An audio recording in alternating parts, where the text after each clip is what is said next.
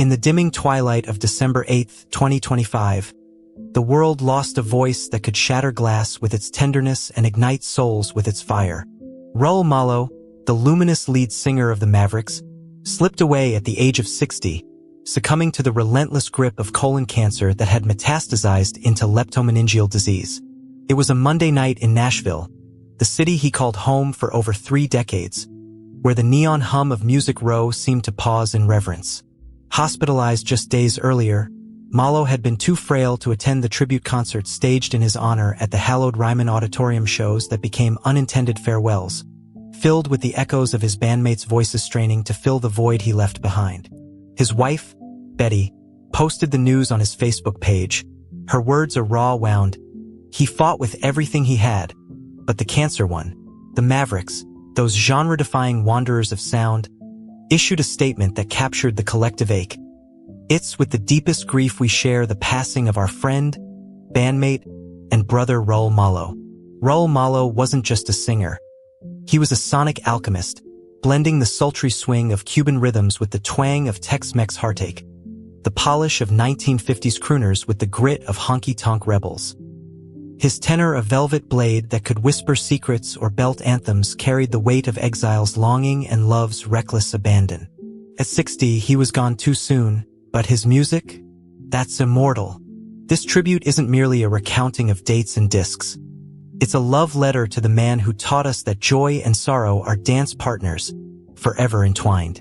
Over the next pages, we'll journey through his life. From the sun-baked streets of Miami to the sold-out stages of the world, from the highs of Grammy Gold to the quiet battles fought in hospital rooms.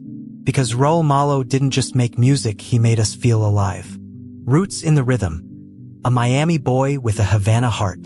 Raúl Francisco Martinez Malo Jr.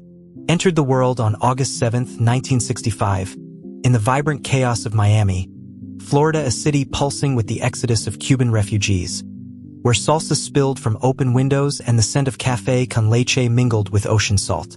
His parents, Raúl Sr. and Norma Martinez, had fled Castro's revolution separately, carrying dreams and scars across the straits of Florida. They were exiles, piecing together a new life in Little Havana, where the old world clung stubbornly to the new. Young Raúl, the elder of 2 children, grew up immersed in this cultural crossroads, his home a tapestry of boleros, sones, and the crackle of vinyl records spinning tales of a homeland he'd never known. Music was his first language, his escape, his inheritance. From his father's collection, he devoured the kings of rock and roll and country.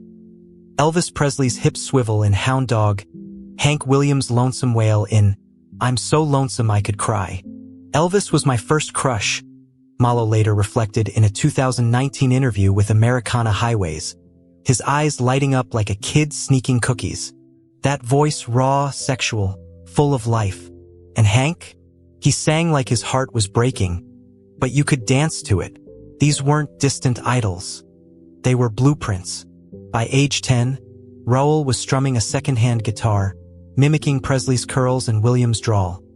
His voice already hinting at the powerhouse, it would become a rich baritone that soared into falsetto flights, laced with a Latin lilt that made every note feel like a confession. Miami in the 70s and 80s was a pressure cooker of identity. Cuban-American kids like Raúl navigated bilingual worlds, where English top 40 radio clashed with Spanish-language stations blasting Celia Cruz and Tito Puente.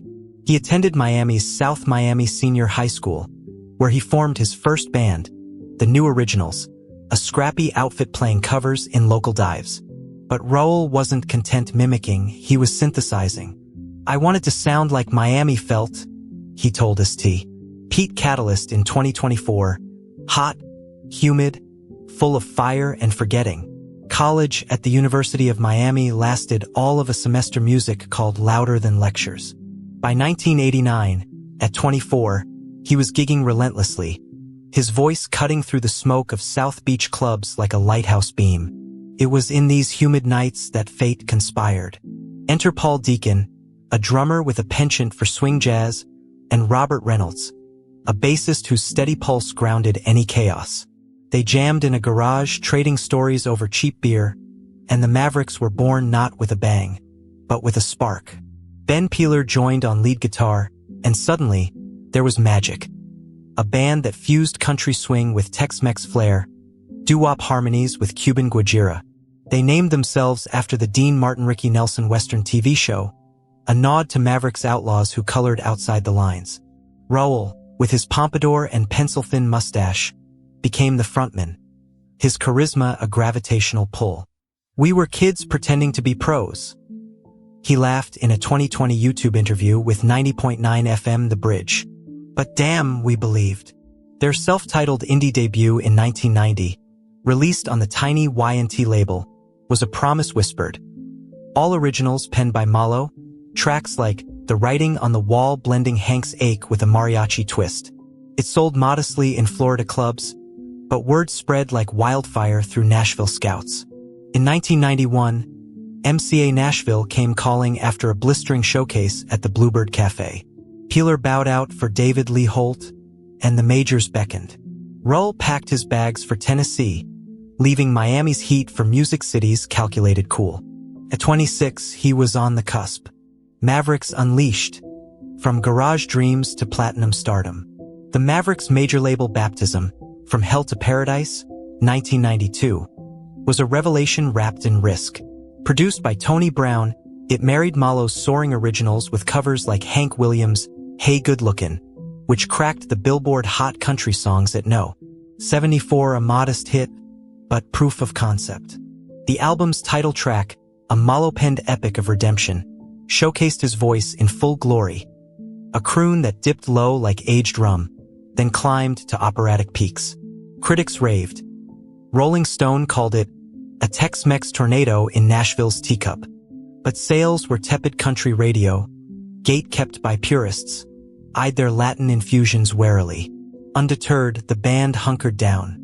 Holt exited in 1993 for family reasons, replaced by the fiery Nick Kane, whose Telecaster licks added bite. The result? What a Crying Shame, 1994. Their magnum opus, a platinum-selling juggernaut that redefined country for a generation. Malo's songwriting bloomed. The title track, A Weepy Waltz of Lost Love, hit No. 25. Oh, what a thrill. A sultry samba country hybrid, peaked at No. 18. It's video Malo in a white suit, crooning amid flamenco dancers airing on CMT like a fever dream. But the crown jewel was All You Ever Do Is Bring Me Down, a duet with accordion legend Flaco Jiménez that fused norteño bounce with Heartbreak, climbing to No. 13 and earning a Grammy nod. Malo's vocal interplay with Jiménez was electric, his tenor dueling the squeezebox like lovers in a tango. The album's success was seismic. The Mavericks toured relentlessly, opening for Clint Black and headlining dives turned mid-sized halls. Fans, an eclectic mix of yuppies in Stetsons and Latinos in Guayaberas, packed venues from Austin to London. We weren't chasing radio, Malo said in a 2019 Americana Highways chat. We were chasing truth. If it swung, if it hurt, it stayed. What a Crying Shame went platinum in the US, double in Canada, launching them into arenas. By 1995, Music for All Occasions followed, gold certified, with Here Comes the Rain, No. 22, winning the 1996 Grammy for Best Country Performance by a duo or group with vocal their lone win, but a golden anchor. Malo's liner notes? For the dreamers who dance in the downpour. The mid-90s were the Mavericks' zenith, a whirlwind of accolades and anthems. They snagged CMA Vocal Group of the Year in 1995 and 1996, plus 3 ACM Top Vocal Group Awards, 1994 to 1995. Malo, ever the showman, commanded stages with a charisma that bordered on the divine, strutting in silk shirts, his voice a lasso roping crowds into frenzy. Trampoline, 1998, pushed boundaries further, dipping into samba and psychedelia with Dance the Night Away, a UK no, for smash that crossed oceans where Nashville wouldn't. But creative fatigue loomed. Label pressures mounted. Radio playlists narrowed. After a 1999 Greatest Hits collection, super colossal smash hits of the 90s, the best of the Mavericks, UK Gold, they disbanded in 2000. We burned bright, but we burned out, Malo admitted later. At 35, he was adrift, but not defeated. Solo sojourns, Raúl's intimate symphonies and supergroup spirits. Disbandment freed Malo to roam. Signing with Higher Octave, he dropped Today, 2001. A lush pop soul affair produced by Steve Fischel. Tracks like I Said I Love You, UK No, 57, revealed a softer Raúl introspective ballads over strings and horns. His voice a silken thread weaving vulnerability. It was therapy, he told Parade in 2025, amid his cancer fight. The band was family, but solo? That's staring in the mirror. Critics praised its maturity. AllMusic dubbed it a crooner's confession booth. Collaborations beckoned. In 2001, Malo joined Los Super 7, a Latin supergroup with Rick Trevino, David Lee Garza, and others.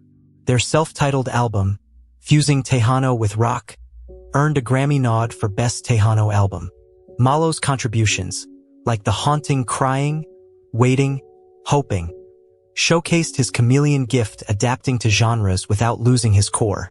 He co-wrote Trevino's 2003 hit, In My Dreams, a chart climber that echoed his Mavericks magic. Sanctuary Records lured him next. You're Only Lonely, 2006, a covers collection from the Great American Songbook, was pure velvet. Malo's take on Boz Scaggs' title track dripped with torch song sorrow, while Feels Like Home, Randy Newman, became a radio darling. I love standards, he said in a 2007 interview. They're stories we all live. New Door/Universal followed with After Hours, 2007. Originals laced with jazz noir, and a holiday gem, Marshmallow World and Other Holiday Favorites, 2007. Where, Baby, It's Cold Outside swung like a midnight rendezvous. Fantasy Records era brought grit. Lucky One, 2009, roared with rockabilly edge, the title track a defiant anthem. Its video, directed by Matt Robertson, featured Malo as a luckless gambler, his eyes twinkling with mischief. Sinners and Saints, 2010, delved darker, bluesy confessions like Moonlight Kiss, grappling with fame's shadows. Live, he shone. Around the World Live, 2012, captured global tours, his voice unyielding across continents. The 2020s tested him. Quarantunes, 2021, Mono Mundo, was pandemic-born intimacy home recordings of standards, a balm for isolated hearts. Music saved me in lockdown, he shared on Instagram. Say Less, 2023, was bolder, eclectic fusions earning raves for its fearless heart. Through it all, Malo's solo path was a bridge, from bandleader to bard, proving his voice transcended labels. Reunion and resilience, the Mavericks reborn, Raúl unbowed. By 2011, nostalgia and new fire reignited the Mavericks. Malo, Deacon, Reynolds, and newcomers Eddie Perez, guitar, and Jerry Dale McFadden, keys, signed to Valerie Music.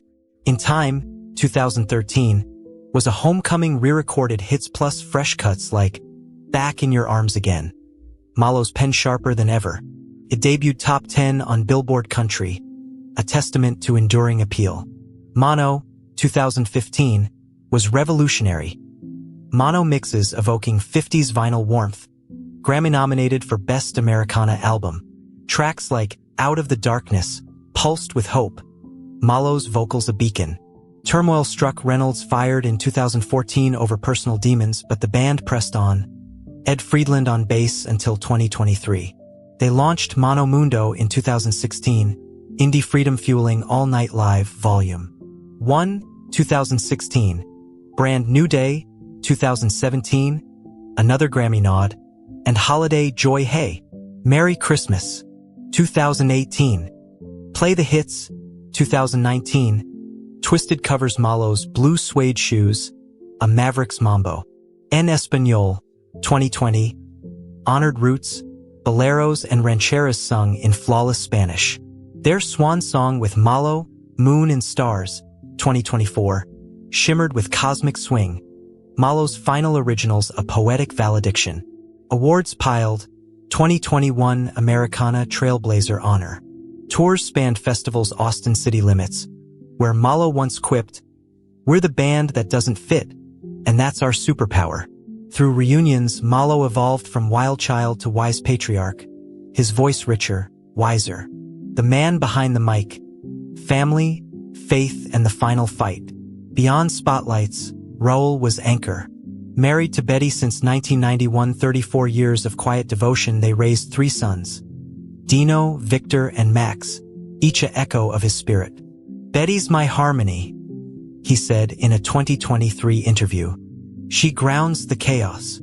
Nashville became sanctuary, their home a haven of Cuban feasts and guitar jams. Malo mentored young artists, quoting Muhammad Ali amid his 2025 cancer battle, "Don't count the days, make the days count." Diagnosed in June 2024, he toured defiantly until September, when leptomeningeal spread forced cancellation. At MD Anderson, he penned a final letter, read at the Ryman. "Your love carried me further than medicine ever could. Keep dancing." Bandmates' hospital visit impromptu songs by his bedside was their last chorus. Echoes eternal. Legacy and the outpouring of love. Raúl's legacy? A genre bender who proved country knows no borders. 15 Billboard charting singles, 17 albums with the Mavericks, 9 solo LPs, his discography a roadmap of the heart. Influence ripples. From Los Lobos Latin rock to Orville Peck's queer country, Malo's fusion paved paths. Tributes flooded post-death. Trisha Yearwood, one of the finest voices of our generation, with a larger-than-life personality. The Mavericks. Our brother, gone but grooving eternal, Betty. He sang for us all till the last note. Fans on X mourned. Raúl's voice moved mountains. One wrote, another, "Dance the night away will always be my wedding song." R.I.P. legend. Austin city limits. His soaring voice anchored every song. A final letter, penned pre-death. "Embrace the music beyond my body, it's yours now. Dancing into the stars. Farewell to a maverick soul." Raúl Malo leaves a void, but oh, what a thrill it was to witness. From Miami garages to global stages, he lived unapologetically singing of love's thrills and rains, shames and shimmies. At 60, cancer silenced him, but his voice? It dances on. To Betty, the boys, the Mavericks, hold the rhythm he gave. To us, play all you ever do is bring me down loud. Let it swing. Raúl, mi hermano, thanks for the serenade. The band's not over, it's just intermission. Until the encore.